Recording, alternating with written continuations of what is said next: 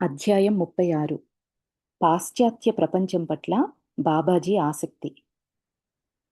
గురుదేవా, మీరెప్పుడైనా బాబాజీని కలుసుకున్నారా? శ్రీరాంపూర్లో ప్రశాంతమైన ఒక వేసవి రాత్రి అది. ఆశ్రమం రెండో అంతస్తు బాల్కనీలో నేను శ్రీ యుక్తేశ్వర్ గారి పక్కన కూర్చొని ఉన్నప్పుడు మా తలలకు పైన పెద్ద పెద్ద నక్షత్రాలు మిలమిలా మెరుస్తున్నాయి. ఆ నా సూటి ప్రశ్నకు గురుదేవులు చిరునవ్వు నవ్వారు. మీరెప్పుడైనా బాబాజీని కలుసుకున్నారా అన్న ప్రశ్నకి యుక్తేశ్వర్ గిరి గారు ఆ అని సమాధానమిచ్చి చిన్న చిరునవ్వుతో సమాధానమిచ్చారంట. ఆ అని. ఆయన కళ్ళు భక్తి ప్రపత్తులతో ప్రకాశించాయి. 3 సార్లు ఆ అమర గురువుల దర్శన భాగ్యం కలిగింది. మేము మొదటిసారి కలుసుకోవడం అలహాబాదులో కుంభమేళా సందర్భంలో. చిరకాలంగా భారతదేశంలో జరిపే మత ధార్మిక ఉత్సవాల్ని కుంభమేళా అంటారు. ఆధ్యాత్మిక లక్ష్యాల్ని అవి జనబాహుల్యం దృష్టిలో ఎప్పుడూ నిలుపుతూ ఉంటాయి. శ్రద్ధాళువులైన హిందువులు వేలాది మంది సాధువుల్ని, యోగుల్ని, స్వాముల్ని, తపస్విల్ని, అన్ని రకాల వాళ్ళని దర్శించుకోవటానికి ప్రతి 12 ఏళ్లకి ఒకసారి లక్షలకి లక్షలు వచ్చి చేరుతారక్కడ. మామూలుగా ఎన్నడూ ఏకాంత స్థానాల్ని విడిచిరాని సాధువులు చాలామంది ఈ మేళాకు హాజరయ్యి ప్రాపంచిక స్త్రీ పురుషులకు తమ ఆశీస్సులు అందిస్తారు. నేను బాబాజీని కలుసుకున్న నాటికి ఇంకా స్వామిని కాలేదు. యుక్తేశ్వర్ గిరి గారు ఇంకా స్వామిలాగా మారలేదు, అప్పటికి ఇంకా గృహస్థుగానే ఉన్నారంట అని చెప్తూ కొనసాగించారు శ్రీ యుక్తేశ్వర్ గారు. కానీ అప్పటికి లాహిరి మహాశయుల దగ్గర క్రియాయోగ దీక్ష తీసుకున్నాను. 1894 జనవరిలో అలహాబాదులో జరిగే మేళాకు వెళ్ళమని నన్ను ఆయన ప్రోత్సహించారు. నాకది మొట్టమొదటి కుంభమేళా అనుభవం. ఆ కోలాహలము, ఆ జన ప్రవాహం చూసి నేను కొద్దిగా దిగ్భ్రమ చెందాను. చుట్టూ గుచ్చిగుచ్చి చూశాను. తేజస్సు గల ఒక్క సద్గురు ముఖం కూడా నాకు కనిపించలేదు. గంగానది ఒడ్డున ఒక వంతెన దాటుతూ ఉండగా దగ్గరలోనే నిలబడి ఉన్న ఒక పరిచయస్తుణ్ణి చూశాను. అతని భిక్షాపాత్ర ముందుకు చాపి ఉంది. యుక్తేశ్వర్ గిరి గారు అనుకున్నారంట, ఈ మేళ అంతా గోల, గందరగోళము, బిచ్చగాళ్ళు తప్ప మరేం లేదు అని యుక్తేశ్వర్ గారు అనుకున్నారు. ఇంకా ఆయన నిరాశ పడిపోయి ఈ ఈ అభిప్రాయానికి వచ్చేశారు. మనస్సును భిక్షాల మీదే నిలిపి పైకి ధర్మోపదేశాలు చేసే ఈ సోమరుల కన్నా మానవ కళ్యాణం కోసం విజ్ఞాన రంగాల్ని ఓర్పుతో విస్తరింపజేస్తున్న పాశ్చాత్య విజ్ఞాన శాస్త్రవేత్తలు దేవుడికి ఎక్కువ సంతోషం కలిగించడం లేదా అని ఆయనకు అనిపించిందంట. నా ఎదురుగా వచ్చి ఆగిన పొడగాటి ఒక సన్యాసి కంఠస్వరం సమాజ సంస్కరణ గురించి నాలో రగులుతున్న ఆలోచనలకు అంతరాయం కలిగించింది.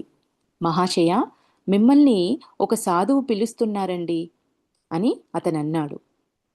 యుక్తేశ్వర్ గారు అడిగారు, ఎవరాయన అంటే ఆయన చెప్తున్నారు, వచ్చి మీరే చూడండి అని అనేటప్పటికల్లా యుక్తేశ్వర్ గిరి గారు కొంచెం వెనుకాడుతూనే ఆయన టూకీగా ఇచ్చిన ఈ సలహాను పాటించి ఒక చెట్టు దగ్గరికి వచ్చాను. ఆ చెట్టు కొమ్మల నీడన ఆకర్షకమైన శిష్య బృందంతో ఉన్న ఒక గురువుగారిని చూశాను. మిలమిల మెరిసే నల్ల కళ్ళతో తేజస్వంతమైన అసాధారణ విగ్రహం గల ఆ గురువుగారు నేను వస్తుండగానే లేచి నిల్చొని నన్ను కావలించుకున్నారు. స్వాగతం స్వామీజీ అన్నారాయన ఆప్యాయంగా. అయ్యా, నేను స్వామిని కానండి అని ఒత్తి పలికాను. స్వామి అన్న బిరుదు ఎవరికి ఇమ్మని దైవపరంగా నాకు ఆదేశం వచ్చిందో వాళ్ళు దాన్ని పరిత్యజించరు. ఆయన నాతో సౌమ్యంగానే మాట్లాడారు, కానీ ఆయన మాటల్లో గాఢమైన సత్యనిష్ట ధ్వనించింది. తక్షణమే ఒకానొక ఆధ్యాత్మిక ఆశీర్వాద తరంగం నన్ను ముంచెత్తేసింది. అంటే ఇంకా స్వామిలాగా మారలేదు ఆయన, ఇంకా సన్యాసాశ్రమంలో లేరు కదా, గృహస్థుగానే ఉన్నారు. పిలిచిందేమో స్వామి అని. అందుకే నేను స్వామిని కాను అనంటే ఆ దైవము ఎవరికైతే ఆ బిరుదునిచ్చిందో వాళ్ళు దాన్ని త్యజించరు, దాన్ని తోసిపుచ్చరు అని చెప్పారంట. సనాతన సన్యాసాశ్రమ స్థాయికి హఠాత్తుగా నన్ను పెంచినందుకు చిరునవ్వు నవ్వుతూ, ఆ విధంగా నన్ను గౌరవించి మానవ రూపంలో ఉన్న మహామహులుగా, దేవదూత సదృశులుగా స్పష్టమవుతున్న ఆయన పాదాలకి ప్రణామం చేశాను. యోగానంద గారు అంటున్నారు, ఈ యుక్తేశ్వర్ గిరి గారు యోగానంద గారికి చెప్తున్నారు కదా, యోగానంద గారు విని, బాబాజీ కదా అంటే యుక్తేశ్వర్ గారు నిజంగానే బాబాజీనే. అయితే యుక్తేశ్వర్ గిరి గారికి మాత్రము అక్కడ బాబాజీ అని మాత్రం తెలీదు. ఈ సంఘటన జరుగుతున్నప్పుడు చెట్టు కింద తమకు దగ్గరగా ఉన్న ఒక ఆసనం నాకు చూపించారు. ఆయన బలిష్టంగా పడుచు వయసులో ఉన్నవారు. లాహిరి మహాశయుల్ని పోలి ఉన్నారు. ఈ మహానుభావులిద్దరూ రూపురేఖల్లోనూ ఉండే అసాధారణమైన పోలికల్ని గురించి అంతకుముందు నేను తరచుగా వినే ఉన్నప్పటికీ కూడా అప్పుడు పోలిక నాకు తట్టలేదు. ఒక వ్యక్తి మనస్సులో ఏ నిర్దిష్ట భావమైనా తలెత్తకుండా నిరోధించే శక్తి బాబాజీకి ఉంది. ఆయన్ని నేను గుర్తుపట్టి భయభక్తుల్లో మునిగిపోకుండా తమ సమక్షంలో పూర్తిగా సహజంగా ఉండాలని మహాగురువులు ఆశించారని స్పష్టమవుతోంది. కుంభమేళా గురించి ఏమనుకుంటున్నావు అని ప్రశ్నించారంట. కుంభమేళా గురించి నువ్వేమనుకుంటున్నావు అంటే యుక్తేశ్వర్ గిరి గారు చెప్తున్నారు, స్వామి, నాకు చాలా నిరాశ కలిగిందండి అని చెప్పి చటుక్కున ఇంకా ఇలా అన్నాను, మిమ్మల్ని కలుసుకునేటంత వరకు ఏమిటో కానీ సాధువులకి ఈ సంక్షోభానికి పొత్తు కుదిరినట్టు కనిపించడం లేదండి బాబు అంటూ ప్రారంభించారు ఆ మహాగురువులు. ఆయన వయస్సుకు నేను దాదాపు రెట్టింపు వయసులో ఉన్నట్టు పైకి కనిపిస్తున్నప్పటికీ ఎక్కువ మందిలో తప్పులున్నాయి కదా అని అందరూ చెడ్డవాళ్ళు అని తీర్పు చెప్పకూడదు. బాబు అంటే బాబాజీ గారేమో చాలా యుక్త వయస్కుల్లాగా కనిపిస్తున్నారు. యుక్తేశ్వర్ గిరి గారేమో ఆయన వయసుతో పోలిస్తే రెట్టింపు వయసులో ఉన్నట్టు కనిపించినా కూడా ఆయన బాబు అని అట్లా పలకరించేటప్పటికల్లా ఆశ్చర్యం వేసిందంట యుక్తేశ్వర్ గిరి గారికి. ఇంకా బాబాజీ చెప్తున్నారు, ఎక్కువ మందిలో తప్పులున్నాయి కదా అని అందరూ చెడ్డవాళ్ళు అని తీర్పు చెప్పకూడదు. ఇసుక పంచదార మిశ్రమం లాగా ఈ భూమి మీద ఉన్న ప్రతీదీ మిశ్రమ స్వభావం కలిగినదే. పంచదార మాత్రమే తీసుకుని ఇసుకను ముట్టకుండా వదిలేసే తెలివైన చీమ మాదిరిగా ఉండు. ఇక్కడున్న చాలామంది సాధువులు మాయలో సంచరిస్తున్నప్పటికీ కూడా దైవ సాక్షాత్కారానుభూతి గల కొద్ది మంది వల్ల ఈ మేళ పునీతనమైంది. ఈ మహాగురువులతో నాకు సమాగమనం జరిగినందువల్ల నేను త్వరగానే ఆయన అభిప్రాయంతో ఏకీభవించాను. అయ్యా, దూరాన ఉన్న యూరోప్లోనూ అమెరికాలోనూ నివసిస్తూ వివిధ మత ధర్మాల్ని అనుసరిస్తూ ఇప్పటి మేళా లాంటి వాటి నిజమైన విలువలు ఎరక్క ఇక్కడ కూడిన చాలామంది కంటే తెలివిలో ఎంతో గొప్పవాళ్ళైన ప్రముఖ పాశ్చాత్య విజ్ఞాన శాస్త్రవేత్తల్ని గురించి నేను ఇంతవరకు ఆలోచిస్తూ ఉన్నానండి.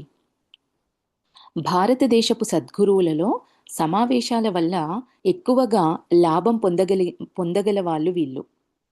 కానీ భౌతిక విజయాల్లో ఉన్నతులే అయినప్పటికీ చాలామంది పాశ్చాత్యులు కఠోరమైన భౌతికవాదానికి కట్టుబడిపోయిన వాళ్ళు. విజ్ఞాన శాస్త్రంలోనూ తత్వశాస్త్రంలోనూ ప్రసిద్ధులైన ఇతరుల మతంలో ఉన్న సారభూతమైన ఏకత్వాన్ని గుర్తించరు. వాళ్ళ మత సిద్ధాంతాలు దాటశక్యం కాని అవరోధాలై వాళ్ళని శాశ్వతంగా మన నుంచి వేరు చేస్తున్నాయి.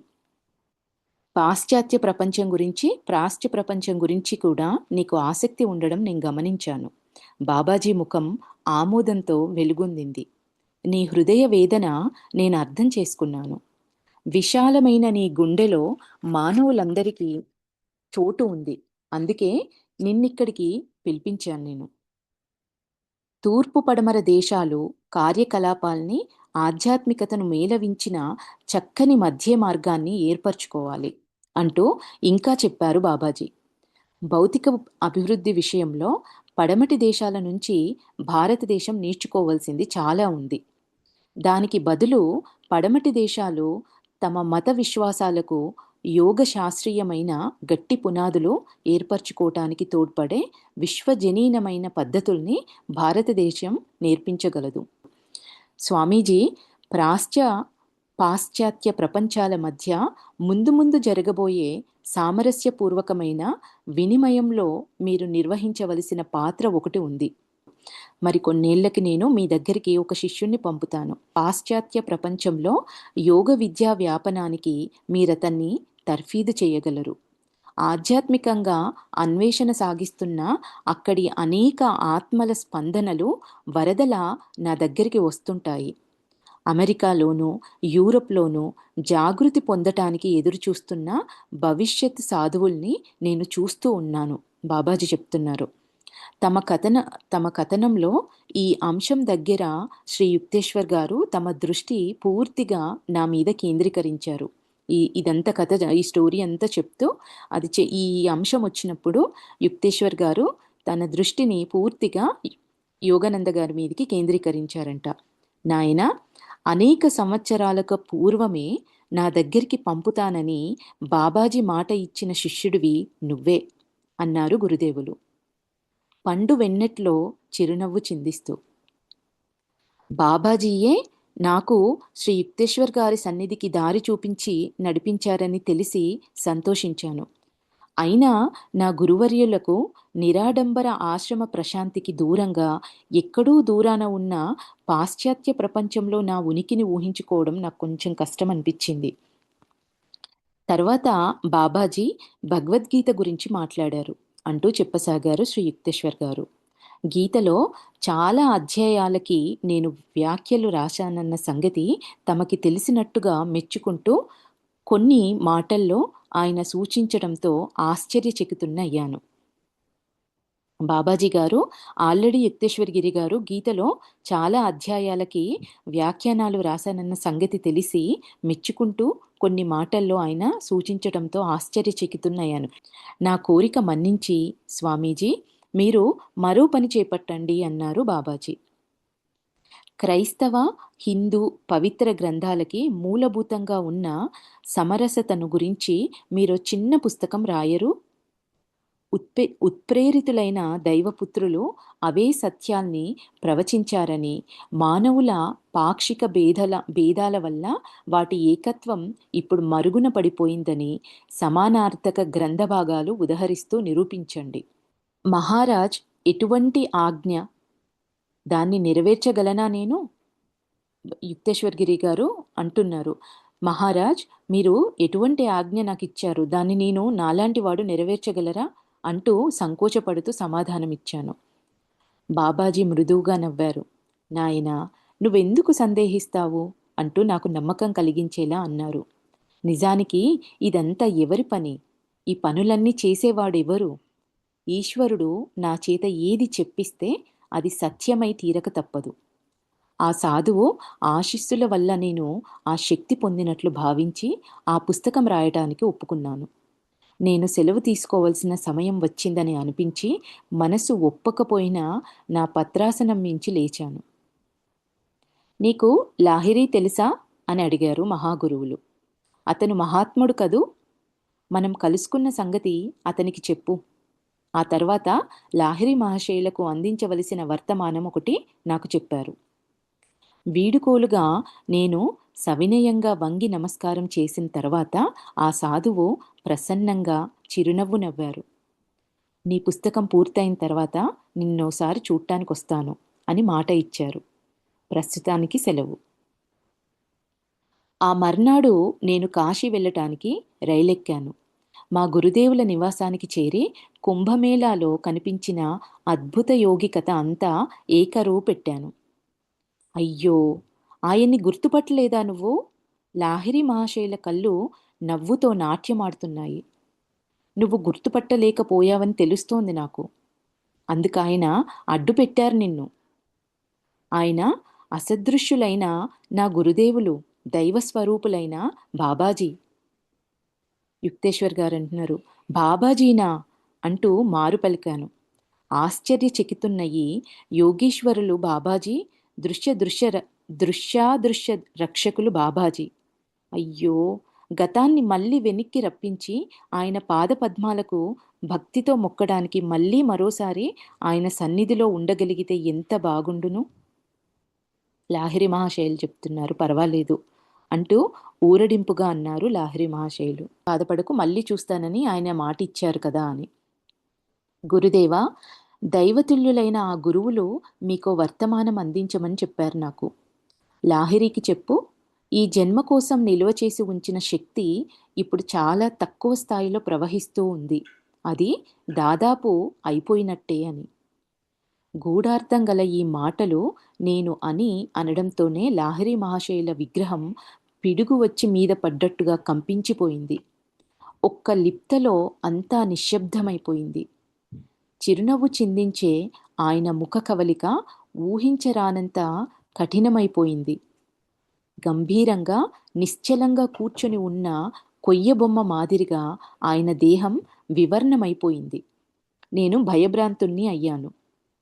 ఈ ఆనందమూర్తి అంత ఆశ్చర్యకరమైన గాంభీర్యం ప్రదర్శించటం నా జీవితంలో అంతకు ముందెన్నడూ చూడలేదు.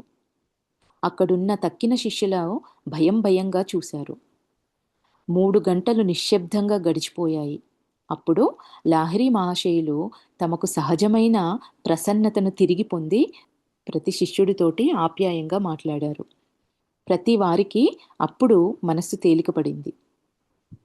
మా గురుదేవుల్లో వచ్చిన ఈ మార్పును బట్టి బాబాజీ సందేశం స్పష్టమైన ఒక సంకేతమని, దాన్ని బట్టి లాహిరి మహాశయులు తమ శరీరాన్ని త్వరలో విడిచి వెళ్ళిపోవలసి వస్తుందని తెలుసుకున్నారని నేను గ్రహించాను.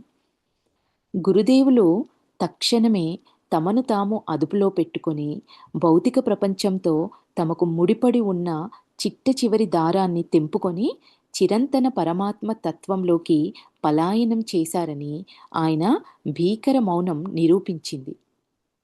బాబాజీ సందేశం నేను నీతో ఎప్పుడూ ఉంటాను అని చెప్పటానికి ఆయన అనుసరించిన పద్ధతి. బాబాజీ లాహిరి మహాశయులు సర్వజ్ఞులైనప్పటికీ నా ద్వారా కానీ మరో మధ్యవర్తి ద్వారా కానీ ఒకరికొకరు వర్తమానాలు పంపుకోవాల్సిన అవసరం లేనప్పటికీ కూడా ఆ మహానుభావులు మానవ నాటకంలో ఒక పాత్ర నిర్వహించటానికి తరచుగా ఇతరులను అనుగ్రహిస్తూ ఉంటారు. అప్పుడప్పుడు తమ భావి దర్శనాల్ని మామూలు పద్ధతిలో వార్తావహుల ద్వారా తెలియజేస్తూ ఉంటారు. ఎందుకట అంటే తమ మాటలు నెరవేరిన తర్వాత ఈ కథ వినే జనబాహుల్యంలో ఇతోధికమైన దైవభక్తి కలిగించడానికి. త్వరలోనే నేను కాశీ నుంచి వచ్చేసి శ్రీరాంపూర్లో బాబాజీ కోరిన పవిత్ర గ్రంథ రచన కార్యక్రమానికి పూనుకున్నాను అంటూ ఇంకా చెప్పారు శ్రీ యుక్తేశ్వర్ గారు. నేను ఇలా పనికి పూనుకున్నానో లేదో ఆ అమర గురువులకు అంకితంగా ఒక శ్లోకం రాయాలన్న ఉత్ప్రేరణ నాలో కలిగింది. అంతకు ముందెన్నడూ కూడా నేను సంస్కృత కవిత్వ రచనకు పూనుకోకపోయినప్పటికీ కూడా మధురమైన పద్యపాదాలు అనాయాసంగా నా కలంలో నుంచి ప్రవహించసాగాయి. ప్రశాంత నిషీధ సమయంలో నేను బైబిలును, సనాతన ధర్మశాస్త్ర గ్రంథాల్ని సరిపోల్చి చూడటంలో నిమగ్నుణ్ణి అయ్యాను. పావనమూర్తి యేసు ప్రభువు వాక్కుల్ని ఉదహరిస్తూ ఆయన ఉపదేశాలు వస్తుతః వేద దర్శనాలతో ఏకీభవిస్తాయని నిరూపించాను. పరమ గురువుల కృప వల్ల ద హోలీ సైన్స్ అంటే కైవల్య దర్శనం అన్న నా పుస్తకం చాలా కొద్ది కాలంలోనే పూర్తయింది. నా రచనా కార్యక్రమం ముగిసిన మర్నాడు పొద్దున గంగలో స్నానం చేయటానికి ఇక్కడ రాయ్ఘాట్ రేవుకి వెళ్ళాను అంటూ చెప్పారు శ్రీ యుక్తేశ్వర్ గారు. రేవు నిర్మానుష్యంగా ఉంది. వెచ్చవెచ్చని ఎండలో ప్రశాంతిని అనుభవిస్తూ కొద్దిసేపు నిలకడగా ఉండిపోయాను. తలతలలాడే నీళ్లలో ఒక్క మునుగు మునిగి ఇంటికి బయలుదేరాను. ఆ నిశ్శబ్దంలో వినవస్తున్న శబ్దమల్లా నేను అడుగు తీసి అడుగు వేస్తున్నప్పుడు గంగలో తడిసిన బట్ట ఒకటి రెపరెపలాడుతూ చేస్తున్న చప్పుడు మాత్రమే. అంటే అంత నిశ్శబ్దంగా ఉందక్కడ. ఏటి ఒడ్డున విశాలమైన పెద్ద మర్రి చెట్టున్న తావు దాటి కొంచెం వెళ్ళేసరికి ఎందుకో వెనక్కి తిరిగి చూడాలన్న గట్టి ఊపు ఒకటి వచ్చింది. అక్కడ మర్రి చెట్టు నీడన కొద్దిమంది శిష్యుల నడుమ కూర్చొని ఉన్నారు మహామహులు బాబాజీ. అభినందనలు స్వామీజీ. నేను కలగనడం లేదని నమ్మకం కలిగించటానికి మహాగురువుల కంఠస్వరం మధురంగా ధ్వనించింది. మీ పుస్తక రచన విజయవంతంగా ముగించడం గమనించాను. మీకు మాట ఇచ్చిన ప్రకారం మీకు ధన్యవాదాలు చెప్పటానికి ఇక్కడున్నాను అన్నారంట. దడదడలాడుతున్న గుండెతో ఆయన పాదాల ముందు సాగిలపడ్డాను. పరమగురూజీ, మీరు మీ శిష్యులు దగ్గరలో ఉన్న మా ఇంటిని పావనం చెయ్యరు అంటూ ప్రాధేయపూర్వకంగా విన్నవించుకున్నాను. పరమగురువులు చిరునవ్వుతో నిరాకరించారు. వద్దు నాయనా, చెట్ల నీడంటే ఇష్టపడే మనుషులం మేము. ఈ చోటు చక్కగా సుఖంగా ఉంది. కాసేపు ఉండండి అంటూ ప్రాధేయపూర్వకంగా ఆయన వైపు చూశాను. కొన్ని ప్రత్యేకమైన మిఠాయిలు తీసుకొని చటుక్కున చక్కా వస్తాను అని. కొద్ది నిమిషాల్లో నేను పలహారాల పళ్ళెంతో తిరిగి వచ్చేసరికి విశాల వటవృక్షం నీడన ఆ దివ్య స్వరూపుల బృందం లేదక్కడ. రేవు చుట్టుపక్కలంతా గాలించాను. కానీ ఆ సాధు బృందం గాలిరెక్కల మీద అదివరకే ఎగిరిపోయిందని నా హృదయానికి తెలుసు. నా మనసు తీవ్రంగా గాయపడింది. మళ్ళీ మేం కలుసుకున్నా కూడా నేను బాబాజీతో మాటే ఆడను అనుకున్నాను మనసులో. అంత హఠాత్తుగా ఆయన వెళ్ళిపోయి నా మీద నిర్దయ చూపించారు. నిజంగా ఇది ప్రణయ కోపం, అంతకు మించి మరేం లేదు. మరికొన్ని నెలలకి నేను కాశీలో లాహరి మహాశయుల్ని దర్శించాను. నేను గదిలోకి ప్రవేశించగానే మా గురువులు పలకరింపుగా చిరునవ్వు నవ్వారు. రావయ్యా యుక్తేశ్వర్ అన్నారాయన. నా గది గుమ్మంలో నువ్వు బాబాజీని చూశావా? లేదండి అని జవాబిచ్చాను ఆశ్చర్యంగా. ఇలారా, లాహిరి మహాశయులు నా నుదిటిని మెల్లగా స్పృశించారు. వెంటనే చూశాను తలుపు దగ్గర ప్రపుల్ల పద్మ సదృశులైన బాబాజీ సుందర రూపాన్ని.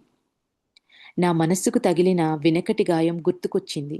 నేను ప్రణామం చెయ్యలేదు. లాహిరి మహాశయులు ఆశ్చర్యచకితులై చూశారు నా వైపు. అగాధమైన కళ్ళతో నా వైపే చూస్తున్నారు దివ్య గురువులు. నా మీద కోపంగా ఉంది నీకు? అవునండి, ఎందుకుండకూడదు అని జవాబిచ్చాను. గాలిలో నుంచి వచ్చారు మీ గారడి వాళ్ళ జట్టుతో, ఆ పల్చటి గాలిలోనే మళ్ళీ మాయమయ్యారు మీరు. నేను నిన్ను చూస్తానని చెప్పాను కానీ ఎంతసేపు ఉంటానో చెప్పలేదు కదా. బాబాజీ మృదువుగా నవ్వుతూ అన్నారిలా. నువ్వు ఉత్సాహాతిరేకంలో ఉన్నావు. నీ అశాంతి గాలి దుమారంలోనే నేను ఎగిరిపోయానని నీకు నమ్మకంగా చెప్పదలుచుకున్నాను. పొగడ్తలేని ఈ సంజాయిషీతో తక్షణమే తృప్తిపడ్డాను నేను. ఆయన పాదాలకు ప్రణామం చేశాను. ఆ పరమగురువులు దయతో నా భుజం తట్టారు.